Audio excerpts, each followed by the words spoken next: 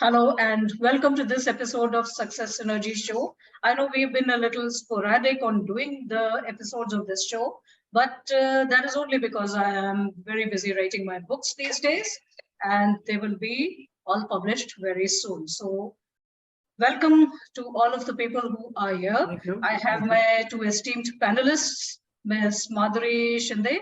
Hi, Madhuri, and Ms. Sai Sudha Pai. Hi, Sudha. And I have a very dear friend, Vikas. Thank you. Sorry, a bit of cough affecting my throat. I have a dear friend, Vikas, on board here. He belongs to the IT segment, I would say, since the time the IT segment actually started here in India. And Madhuri and Sudhar are also veteran IT professionals. The topic that we have chosen for today's discussion is decoding the hullaballoo around ChatGPT. And I'm personally very interested in it because ChatGPT, on first glance, it didn't look that intimidating to me. But as I was conversing with my friends, I realized that there is something which I'm missing out, and perhaps I thought that maybe other people are also missing out on it.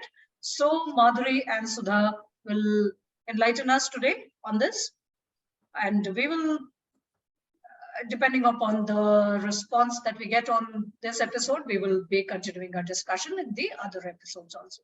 So Madhuri, over to you. Since there are very few people in the panel over here, what I suggest is that we can just throw questions and you can just answer those questions, and I think that make it a lively discussion. Yeah. What do you say? Just introduce yourself briefly within a couple of sentences. I know it is very difficult for you to compact your extremely wide portfolio into 2 sentences, and that injustice I'm doing. But please, all of you, just kindly just stick to 2 sentences and then go about telling us what ChatGPT is all about. So, over to you, Madhuri. Yeah, so I will restrict my discussion to why I'm talking about ChatGPT. So basically, I am exploring and I'm experimenting something on application of AI in education and learning and development and instructional design. Why I'm doing that? I have a total experience of more than 22 years and around 22 decades in this where I have done instructional design, learning consulting, L&D, and now I'm a part of a company and I've had entrepreneurship experience as well in the same domain. And and I have been involved into digital transformation, using digital transformation to facilitate learning and ensure that the learning experience is good, because many times we think that if there is no human intervention, learning experience can't be good. While that is true for certain things, what is it that we can still have in automation or digital transformation where the learning experience can be good? And that has brought me to the application of AI as well. Have had some successful stints in applying AI in corporate learning in some of my organizations where we had got some awards as well. And then when ChatGPT entered, I had been, experimenting with it as an individual, and at present, exploring it and experimenting not just ChatGPT but other AI tools to see how it can be applied at a larger scale or automating a particular task. It can be instructional design, it can be content creation, and that too, considering the fact that it is an open source AI. So what are the limitations?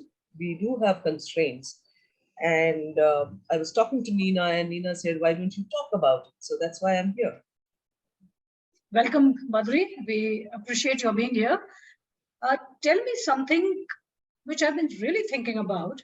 This field of instructional design is built upon the foundations of content creation of various types. Content, multimedia content of various types. How is ChatGPT going to impact this human element of creativity which is so very necessary for instructional design? That's a wonderful question, Meena. I always say that technology is an enabler. It's not the final solution. If people are just going to completely rely on technology, we may not get the best result. So how I explain whenever I have conducted a ChatGPT session or AI session, how I say it as use these tools as your virtual assistants at present, because they while they behave intelligently, it's we who have to direct them. Okay, so the key, I'll restrict my discussion to chat gpt because that's the most popular and talked about things in the town.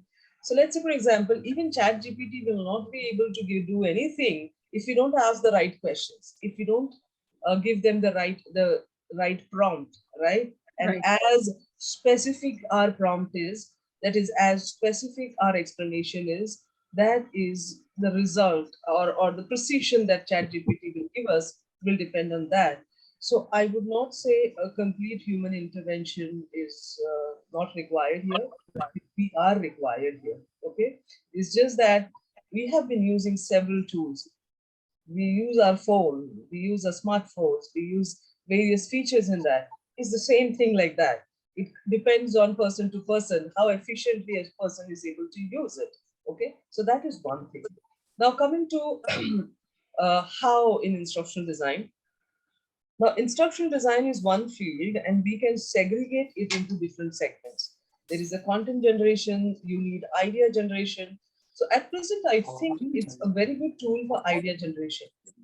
Let's say, for example, I'll give a case. Or would you like to see some examples? That would be wonderful. Show us the examples. That would be wonderful. Yes. So let me give a demo because I always love to give demos. So I will just, demos. We also love demos. All of us do.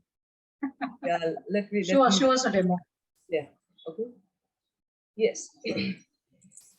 Are you able to see my screen? Okay. Yeah. Now let's do an exercise. Okay. Give anything that you want. Let's start. What you think. Anybody. Just but speak because I'm not able to see the chat. So just give me some prompt. What you want to ask ChatGPT. Give anything. Okay. Anyone, or should I go ahead? You have any prompt? Sudha and Vikas and Prabha, do you have any prompts? Would you like to ask something? Nina, you go ahead. I mean, Okay. I like to learn a lot. All right. Okay. Then I'll give you a very specific request. Nina, so can you hear me? Yes, I can. See, Madhuri, I would like to know how to build a story idea for a fiction-based short story. Okay.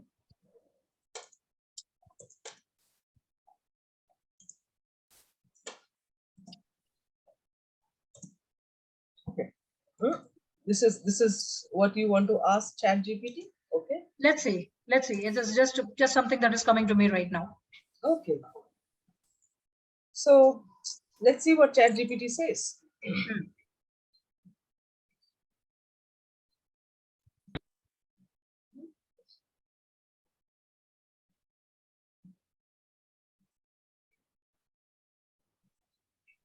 Now, since the question was very open-ended and generic, okay, ChatGPT gave us the steps, which are like scientific steps or how to create, a story idea for a fiction. So it talks about start with a character, establish the setting. Now, this is a very generic information which you will get anywhere, to be frank. Now, the key to use ChatGPT is, being more specific as possible. Now, since we're talking about story, okay, let me say, okay.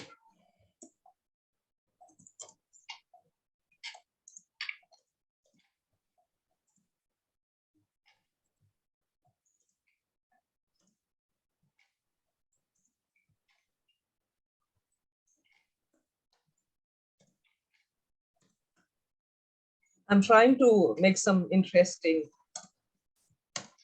Good. That's nice. Yeah. That's nice. Okay.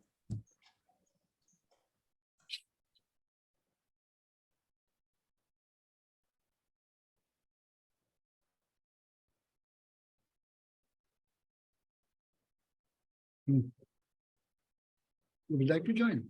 Would you like to? You sure?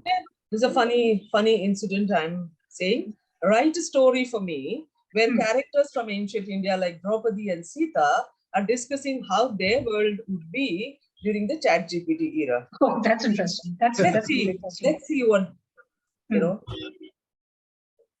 Now see. It's actually writing a story for you. Okay. Okay. So the key to use ChatGPT is being specific. So that is where human intervention comes in. Mm-hmm. Now, it gave you if you read it, it will give you a basic story. Now, the best part is it's up to you whether you want to use this story and build it upon it. Because I think ChatGPT can act as a virtual assistant, like how we used to have an assistant. We give the initial lower end task or mechanical task to an assistant, so that you can focus on the higher cognition skills or higher order skills. That is how we can use ChatGPT or the AI tools. Now, when you get this initial plot, you need not use it as is, because then it's a tool generated thing, right? You can build upon it, you can refine it further. Okay, so this was about I will send these examples to everyone so that you can read and see how it was, and there will be little homework for everyone. I know everyone is busy. Probably whatever we generate, you can think, and if you prefer, you can share how you have improved it as a human. Okay. Now I will give another example, and then I'll pass on to you, Nina, so that I will try to give you something on a strategy. Okay. Okay.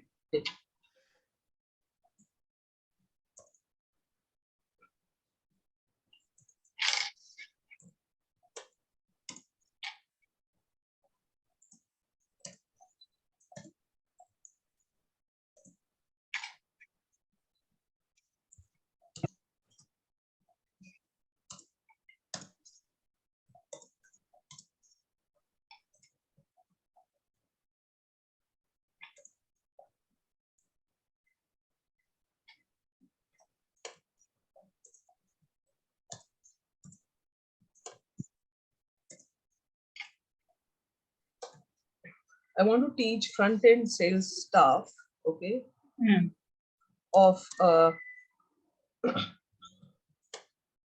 retail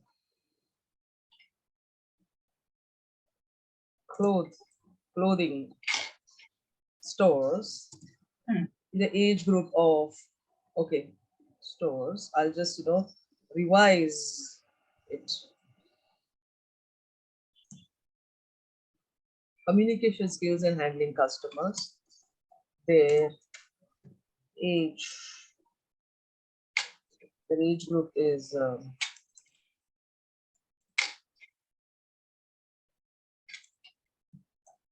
I want to teach through gamification.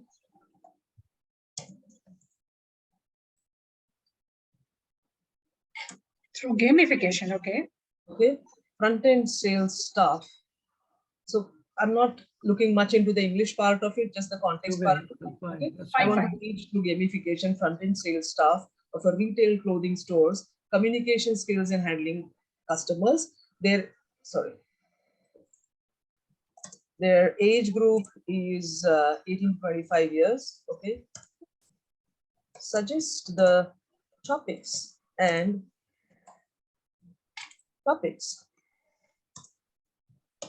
game flow and gamification ideas. Okay. Okay. This is All very right. specific. Let's see what ChatGPT Very, says. very specific. Yes. Very specific. Here you go. Wow.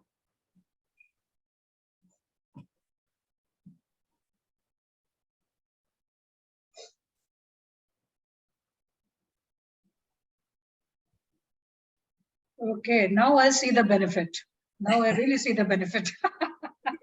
So this is how. So the key is, again, if you say human intervention, It completely depends on how smart the human who's using it is, how specific that person is. And other thing which I always talk about is what is the clarity of thought that the person who is using the tool has. It can't Right. be like, if somebody writes something open-ended, they're not, the chat GPT is not going to cooperate like any other virtual. Think of you like a boss. If a boss doesn't give clear instructions to the assistant, the assistant may not be able to deliver to the full potential. That Right. is, yeah. Right. Understood. Understood. Your demo has made the whole thing very clear. Anybody has any questions for Madhuri? Not right now, but yes, sometime later. Let's carry Okay. on. It was very interesting. Very interesting. It became very clear. Madhuri, thank you so much. Just Very good. tell me what I'm posing a very layman's question here. What is the component of artificial intelligence in ChatGPT in the examples that we just saw? Just that it is coming up with the content which is very specific, but isn't this content already available on the internet in so many different search Since places? we have Sai Sudha, I will, let her talk about the technical part. I will talk about the conceptual part. All right. Okay. Okay. So this question goes to you. Can you just tell us what is the component of AI here? Because see, as I am looking at it from completely a layman's perspective, the human intelligence is guiding a certain software, whether it is ChatGPT or anything else. I mean, everything looks like a software to a person like me, who just uses the technology and is very thrilled to use the technology, whatever it may be. So, I'll explain the conceptual part and then pass it on to Sai. Right. Okay. So you understand the question. The human intelligence is actually guiding whatever the software may be called. Now, where is the component of artificial intelligence coming in? Yeah. So, I will park a question for Sai. She can help us understand generative AI, and that's the key. It's generating. Okay. Okay. Whatever. So it's basically a child is there, and we teach a child. Okay.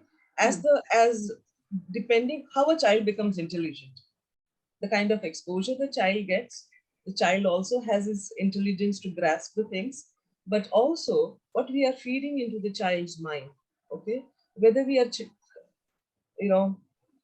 it also depends on what we are teaching the child and what kind of exposure we are giving to the child, and the knowledge builds on it, the frames build on it, Okay. So that's where open source is coming into the picture, and right? that's where, generative AI, but I will park that for Sudha.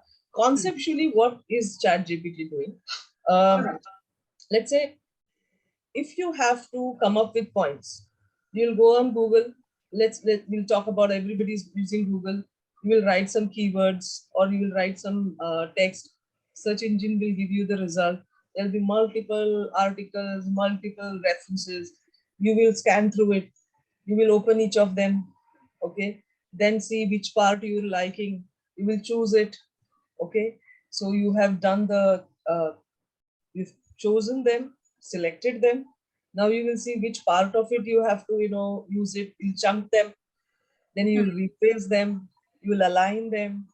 And then you will do a self-review. Okay, is it meeting my needs? And you get the answer. So these are the steps. Okay, all right. ChatGPT does gives you the end result. So all those things which Google did for you. You would have done manually. It is doing all that analysis for you and bringing you the final result, which you may have otherwise also chosen after spending hours and hours of time and energy into going through that analysis. As humans, we should still add the self-review part to it, or the review part of it, because the permutation and combination that happens in our mind, the AI is still time for AI to read our thoughts and recreate the same thing. Okay, so definitely we have to do a self-review and improve on it or enhance it. But all this background work, which I was talking about, which usually you'll do from any search engine, that time is saved. So majorly it's the saving of time. You can quickly generate the ideas. And by far the content, it's a unique content that is created for you. So, but the information, some of the information stays in the mind of the AI. And for that, I'll pass on to Sudha, because Yeah. Sudha is the technical expert. Yes, Sudha. Sudha, please take it further and begin with a very brief introduction of yourself. I know it is again very difficult for a person like you to just talk about yourself in 2 sentences, but please do. And kindly oblige and just go ahead and take this discussion forward with the great, the technical mind that you are. Hello, everyone. I am Sai Sudha, and my personal objective is to make technology accessible to anybody and everybody, irrespective of their learning or their age. And this is something that I've been very passionate for a long time now. I can say since my school or college days, I've always been passionate about technology. And professionally, I am a product manager. And people always confuse product management with project management. So product management, in short, is an intersection between business, technology, and user experience or customer experience. So I'm a product manager by profession with a large enterprise. Now, Sudha, I would like to interject just for a moment over here and tell yes, something interesting, which you may not even be remembering. Back in 2011, you introduced me to Zoom, and at that time I was already using GoToMeeting, and I was meeting you through that, and we were having our discussions and other sessions and other things. But she was the one who introduced me to Zoom back in 2011 when Zoom was launched, and it was such a wonderful experience. I've been using Zoom since then, ever since, and the credit all goes to Sudha. Yes, please go ahead. Yes, so I would like to rephrase the question this way. Now, where does ChatGPT get all its data from? So ChatGPT is nothing but it's an AI language model, and it gets data from Wikipedia, from different books or news articles. It could be a journal. So this is exactly where even Google gets its data from. So ChatGPT is nothing great or radical. It's just Google in a different form. Mm-hmm. And Google in a more compacted form, and it's yes, doing the analysis for us. yes. Maybe responsive as an individual manner. Sorry, Imran, just go ahead. I'm saying in the chat GPT, you get the response in a more responsive manner than the Google, which is very, dull type of information. Like one example which was shown to us when you were talking about Sita and Draupadi talking. So it gave you the information in the form of their chatting between them. In Google, generally we don't get that. See, I look at it as Madhuri explained and as Sudha is about to explain. I was looking at it from my own limited perspective. Like if you go to a supermarket and you pick up stuff from different shelves, now there is somebody along with you whom you just hand over the list. The person will go and pick up all the stuff and keep it in your cart. Yes. That's a very layman's perspective, but this is how I was visualizing it. Yes, now there are several similarities between Google and GPT, and the difference lies in the end user experience. For example, in Google, it just throw you some hyperlinks where you click on different links, and you're basically choosing what information you were looking for in those hyperlinks. Whereas in GPT, based on how well you have entered the prompt, it will give you, a direct, result on your screen. Now, again, another similarity between, Google and ChatGPT is, say, for example, you didn't like a response that was given to you by GPT. you can always give a thumbs down icon there and regenerate your response. Okay, So it'll give okay. you another set of, explanation based on what your prompt was. Whereas in Google, you would have just closed that link and opened the next link.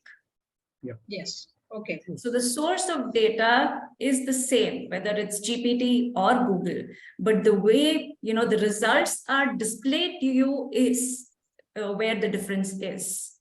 Okay. Okay. Meaning it's more personalized response than the Google. Amrit, you're not very clear. Your audio Yeah. is not very clear. We can't understand what you're saying.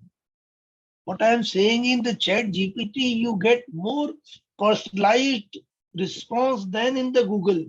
Yeah, it is a personalized Depending on- response. Yeah, Yes. depending on what you prompt. Yes. So Yes. if you're not good at writing a prompt, then whether it's Google or GPT doesn't matter at all. See, even Google also, for example, if I type what is ChatGPT, I will get a different set of results versus advantages of ChatGPT or drawbacks of ChatGPT. So it all depends on what you enter or what you want to know through these platforms.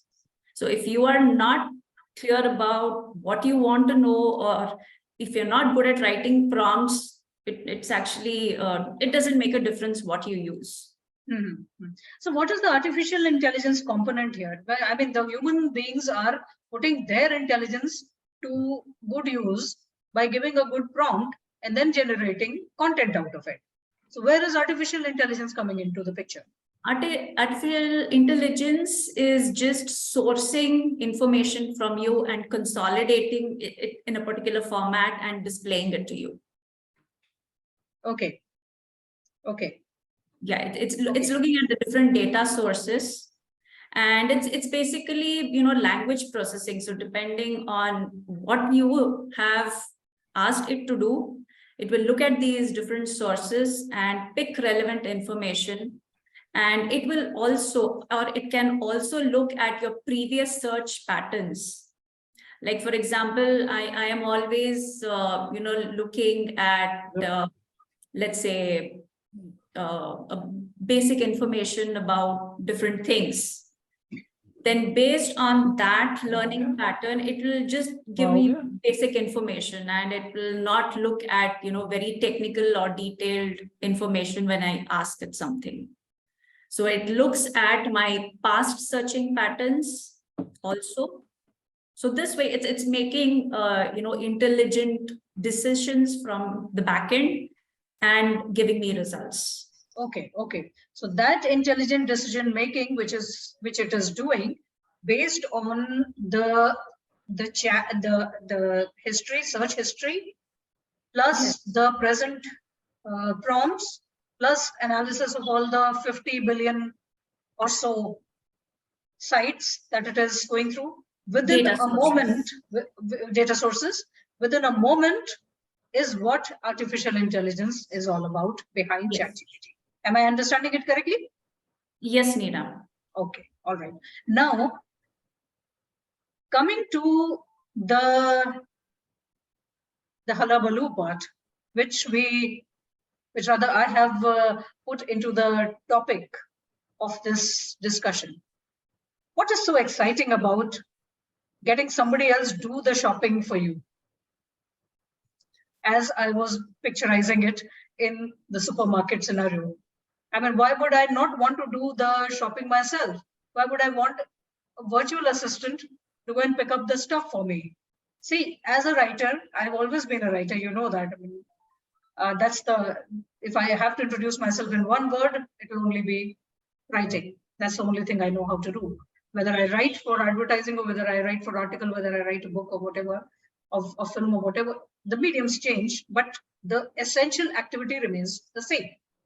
That is the activity of writing, training program, coaching program, whatever it is.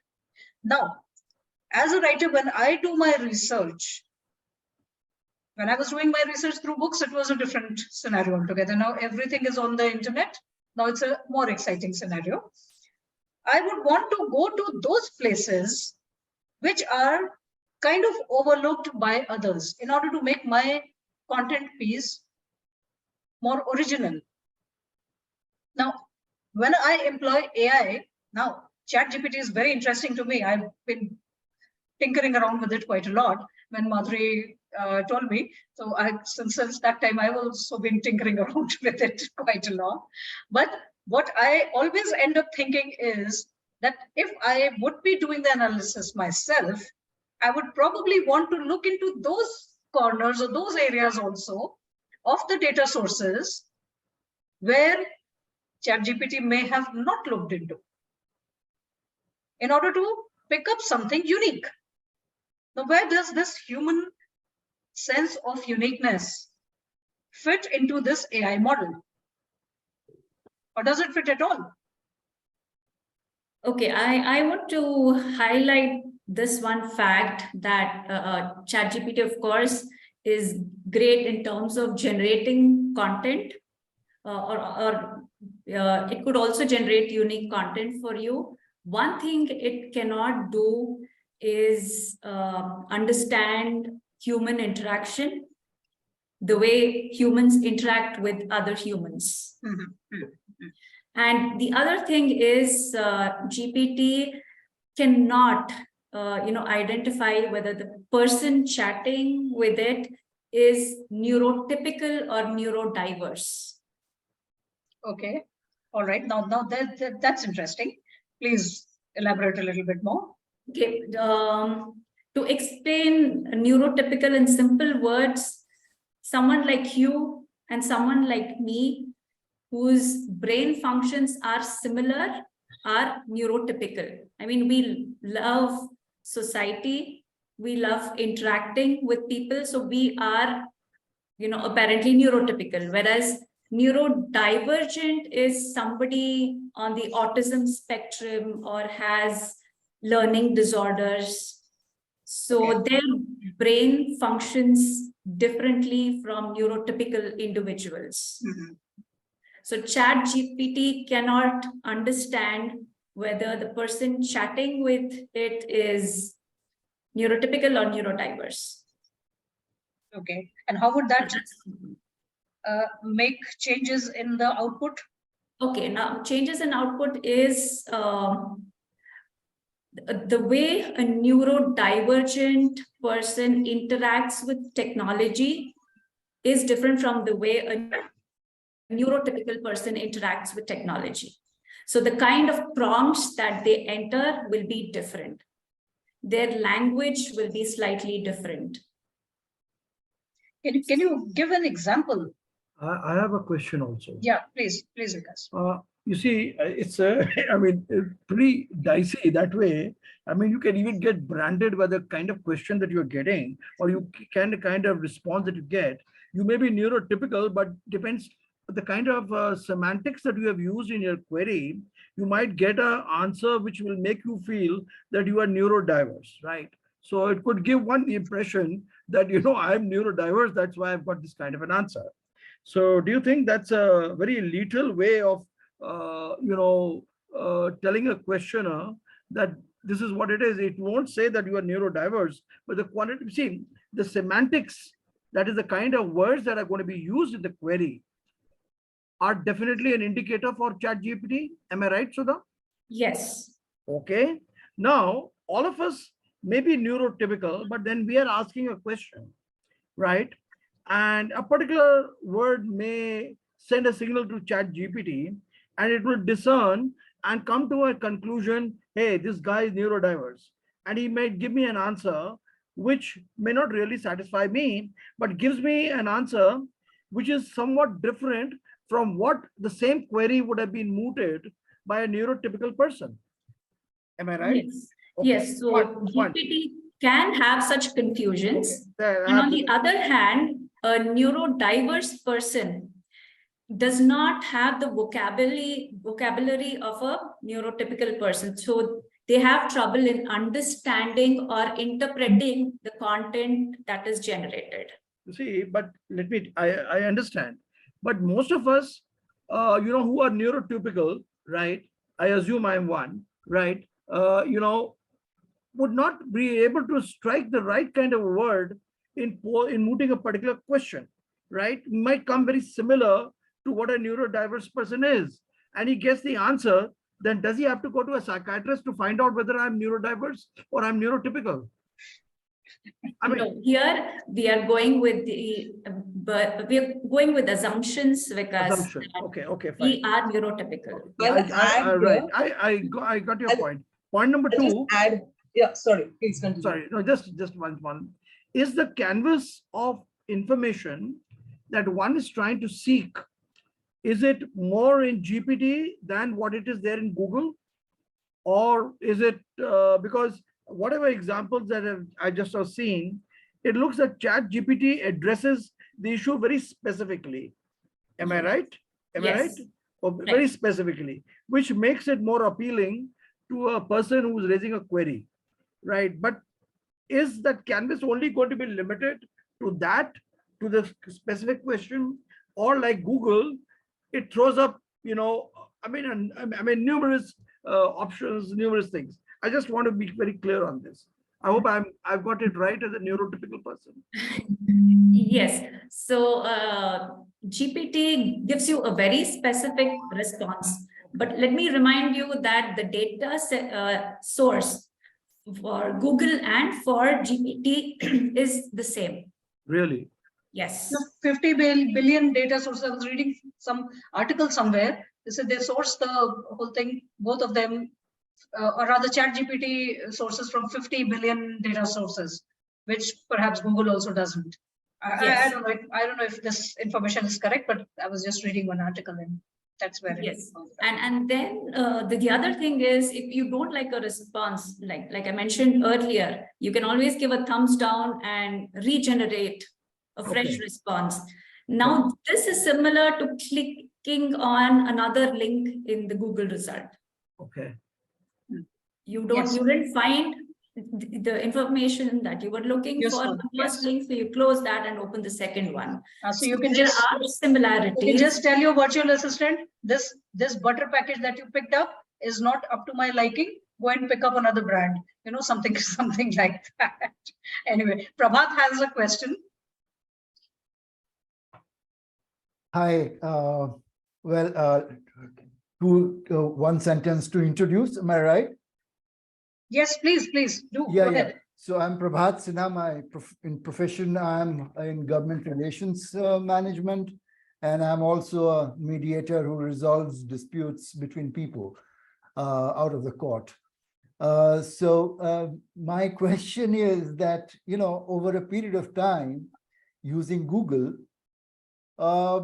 we have worked out there is a certain experience that we have got as an individual, because when we started, despite having the prompts right, first of all, one learned how to prompt Google to get the right kind of pages. And then we realized that there is a lot of information that is relevant, valid, and sometimes inaccurate also. And a lot of inaccurate information are from sources which are very, very well present on the internet. So through experience and using sense, one could then search and almost, based on experience and sense, one has become so adept that one can quickly say, okay, this is what is more likely to be a verified information than this, and therefore I'm going to use this information. Now that factor of experience and sense of identifying the verified source, the authenticity of the information, and the relevance from the viewpoint of my prompt. How do you think ChatGPT can address that challenge or fill that gap? Can it? Because it's sort of, I just get a feeling that sometimes its information are based mostly on most used sources or sources that are sort of present more elaborately on the internet. In the background, there are several algorithms which decide which data source it has to connect to. and what information it has to display back to the person. Now, again, I mentioned about, previous search patterns. So in the background, it's actually doing a lot of processing, language processing based on your past patterns. And then you also mentioned the most accessed data sources, right? So yes, it's a permutation and combination of different attributes. So which is why when you ask it to give a different response, it'll probably, in the background, go to another data source and fetch a result from there. So the intelligence actually is the humans, because it is the person who has to decide whether he, she, or they want to consume that information that is being displayed, Right. accept it or reject it. Right. So there is that element of my using my own intelligence to Yes. accept the ChatGPT response or not. Yes. Yes. So that window always exists, right? Yes. And GPT is not a replacement for human intelligence. That's what I wanted to know. Is Thanks. AI really a replacement for human intelligence? This leads me to a very generic question like this. No, I mean, this is like, Sai has also said, and I have been telling, any AI can't be a replacement. Are you hearing more noise at the background? Yes, I could hear your dog barking in the Okay, so background. then I'll be on mute, and so that you I'll just see. This one is getting very, very intelligent now, it seems. There could be a query, in artificial, in ChatGPT, how to quieten a dog. To quieten a dog. Yeah, you can actually put that query and see what the results are. I was, since I was tinkering a lot with ChatGPT, I put a query about making it more specific and specific. I was researching autism actually, and then I started asking it questions about how to raise an autistic toddler, and very little information came out. And I kept on asking this question in various ways. After just about 5 prompts, I noticed that its information was exhausted. So I feel that this would be a good topic to write about or to discuss, because there may not be enough material available. There is one thing, you see, artificial intelligence is actually cannot replace natural intelligence, is after all a product of natural intelligence, right? So artificial intelligence can complement a lot of things, but cannot be a substitute every now and then. What is your take on this, Neera, Sudha, and Madhuri? Madhuri, are you there? I think yes, she is. I am there. Okay. You had written something on chat about neurodiverse and neurotypical. Can you please just elaborate a little bit? It's all about what you're writing is about accessibility. Yes. I'm going to tell you one feature in Google, in Zoom, where, if you go in the audio settings, you can suppress the background noise, and there is a high suppression, which actually says dog barking. Oh, okay. Dog barking. A lot of people have been working from home, so the dogs must be sitting on their heads, actually. Okay, so you can actually suppress. Okay. So what I was typing, Sudha has given a good point, because, she's a product manager. So she's thinking mainly from, so this is how, different people think in a different way. Yes. I think this is a very good example. I being a content creator, instructional designer, you being a content creator, our focus is more on how to use the tool. Yes. Sudha being a product manager thinks as a product, okay, where I can place ChatGPT, what are its limitations, and how I have to work around its limitations.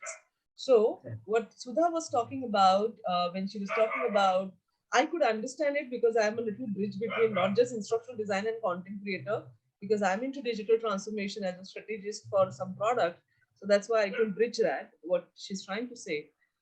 So one is using ChatGPT as an open source, and there is a paid version also. It's ChatGPT 4. ChatGPT 4 is like I can type the text and I can say generate a video, it generates a video. Generate an image, it generates an image. Okay, so it's gone to that level. But there is another element to ChatGPT and other AI. They can be used as a product itself. They can be, customized and used as a product, or they can be integrated into a product, okay, and used. But when we are doing that, we have to think about the limitations. So I'll talk about learning. So when we create learning courses, there is something we call it as accessible courses or accessibility parameter.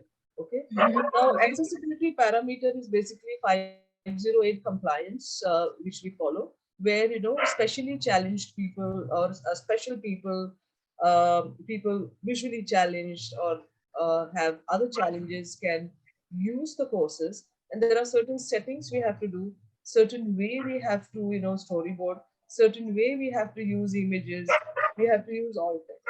Now, what happens is when we have to think of when you're using it as a product, it's a neurodiverse and neurotype.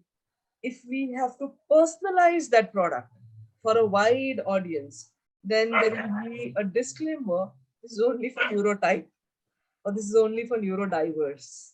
Okay, and the AI will be trained to adapt to only that specific audience. It can't be a generic personalization tool. And that is where the limitation comes into picture, what Sudha was talking about. Okay. But for our general use, we using it as an individual or a specific group, I think we can use it. I found it very good for idea generation. I have raised it in my offices as well, and I'm raising it as an individual as well.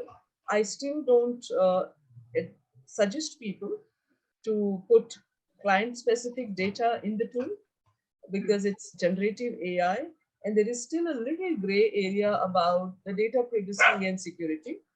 Yes, Because actually, we were examples. supposed to take data security and privacy also into consideration in this session, but our expert Gokul Krishnan, his father fell ill and he had to fly back from Dubai to Delhi day before. But probably in the next session we'll be in a position to into it. Yes. Now let me give you an example about Draupadi and Shakuntala, because the result it gave, I couldn't read everything, but I quickly, being a content person, we have a habit of quickly reading what is given. Some of the sentences that it gave because reading my personal. Can you share your screen again? I That will will make it more interesting. Yes, I will. I've already created the document for you all. Okay. Okay, you can send it to us. You can send it to us. I'll just share my screen. Hmm. And something interesting that Sudha told us. Just give me a minute. I'm sharing that screen. Okay. Which is, what does ChatGPT do? ChatGPT scans the plethora of data available in the market, and it also goes through your own personal searches. Okay. And that is how it generates the data. I don't have that example over here. Okay. But I can, oh, it's gone. Anyway, I have a saved copy. So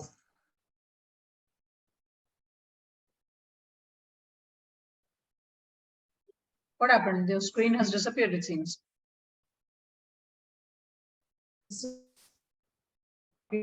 that I created, and let me go through the specific example of, no, just this example. We can't see the example, Madhuri.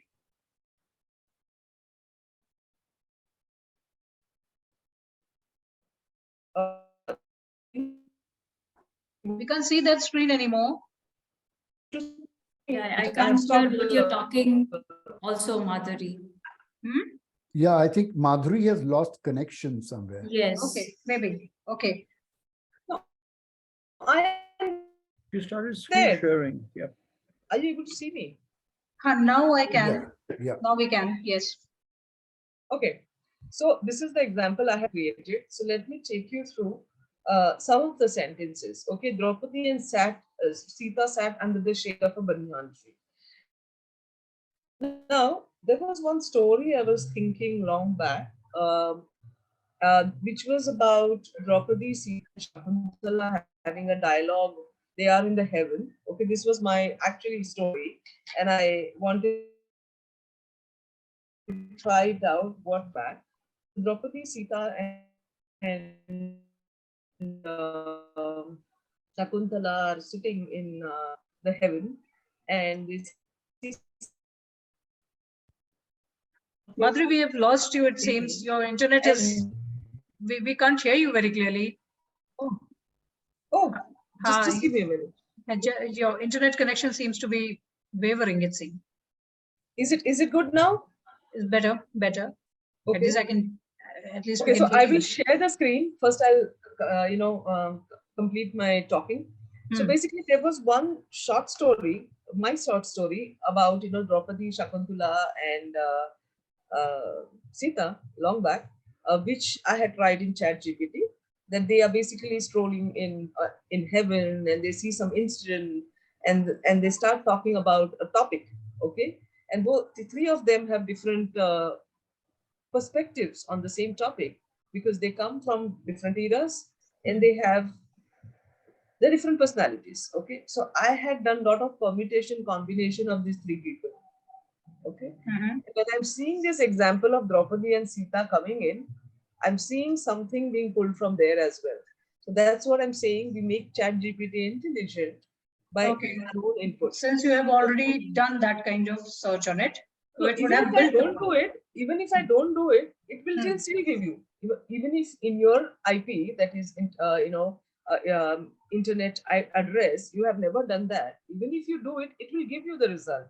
But what I'm saying is, for my particular ID, it will not just pull the data like Sudha said, data from the freely available internet sources and use its mind and use the language processing and process it, give you the data. It will also pull something from my own personal All right. And okay, chat. Understood. I got your point. Sudha, I have a question for you here. Does it mean that if Madhuri puts the same prompt and I also put the same prompt and everybody else put the same prompt, ChatGPT is going to generate different answers for each one of us? I would say 90% yes. Okay. And the difference is only in that 10% where it's doing processing based on your previous patterns. All right.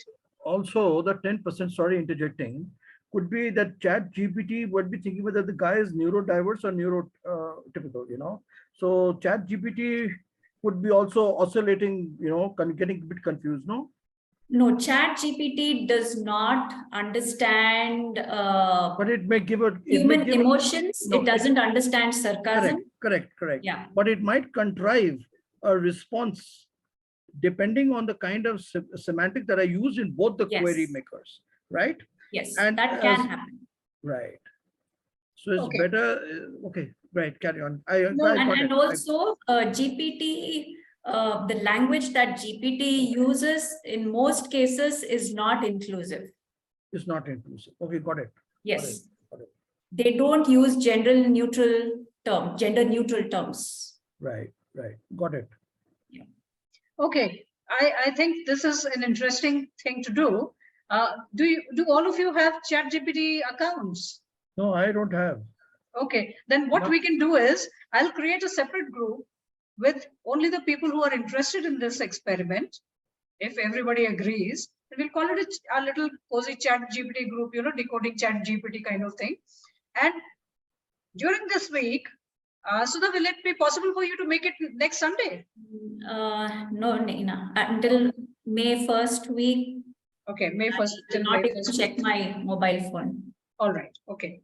No problem. So what we can do is we can make it a weekly session and wait for you so that after May 1st, you can join. It'll be maybe just one more Sunday that we meet, and we can make it an interesting exercise. In that group, I'll float around a few questions. All of us can do that. We float around a few questions, and we try in our own ChatGPT search box to get the answers. Yeah. And I see have what already- answers each one of us is I have getting. already given one prompt about the Draupadi and Sita. Yes, And you have given one. And yeah, in rest, we can take it to the group and we can keep discussing it there because it is becoming more and more interesting. And then once we do that security breach possibilities very session important. also. and you know that, yeah, that is one request I will make to everyone. If in case you're trying to use it for any official use it as an idea generator where you're not giving any details of your client, of your specific thing, like how I'm giving an open-ended question. I generated an idea. Let's say when we are doing developing a training, a retail conglomerate comes to us, it's a clothing store or a clothing brand, and I'm wanting to do a gamification for them or a scenario based learning, and I'm putting that, and I can generate ideas, and then I can take these ideas, refine it, and use it for specific client. So my suggestion would be till because Italy has banned ChatGPT, okay, because they are exploring what data security breach it can have. That is the free version of ChatGPT. Unless and until that part is. So I would just request that for official use, when you're bounded by NDA, not to enter that data, but we can use it for generic purposes, our own research. Like Meena, if you have to do any Because research. it is becoming interesting. Let us form a group, and as Madhuri said, let us be very careful about what we search on ChatGPT. Naturally, on the internet, you should not, in any case, go about Search is fine. What ChatGPT can also do is, let's say I have 2000 words, okay, and I want to write a summarized version of it. ChatGPT can do some translation, but it has a glitch. I once, if you do English and regular languages, it can translate decently well. I once took the test of ChatGPT where I added a couplet of Faiz Ahmed Faiz, which I had translated and for which I had written a critical analysis. And I said, translate it with the English meaning and do a critical analysis of it. It did. But it called that couplet, it did. But it called that couplet as Ghalib's couplet. And it called that couplet, and the meaning was not the right one, So it does go here and there. So it is if there getting are trained these in complex poetry. constructions. So But if you go to ChatGPT, yeah. But if you go to ChatGPT and say, hey, write for me a poem on mother, okay, an Indian mother who has sacrificed her life for her children, given all her time, energy for raising the children, and the children have left her, and she is now all alone. So write a poem on that. ChatGPT will write it. Okay, interesting. Let's take this to the group that I will be constructing immediately after this session. And now that we have been speaking for about 1 hour, let us close it. Otherwise, this episode will get very difficult for me to upload on the YouTube channel. All right, because of the heaviness of it. And then let's meet again very soon. We'll decide in the group itself as to how to go about scheduling our meeting. We would want Sudha to be there, and definitely also should be present to guide us on the privacy issues. Sudha, you want to add anything more to what Madhuri said, or should we wrap it up?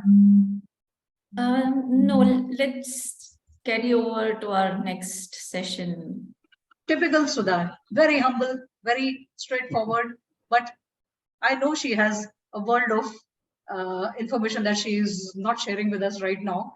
But Sudha, do you think this experiment will work as we are thinking it would, that everybody of each one of us will get different answers to the same questions. I don't think it'll be radically different, Nina. Okay. Like I mentioned earlier, I think 90% of it is going to be similar. All right. So as intelligent humans, let us use our human intelligence to tweak the questions or the prompts in such a way that artificial intelligence behind ChatGPT has to do some extra work. And behave in a neurotypical manner.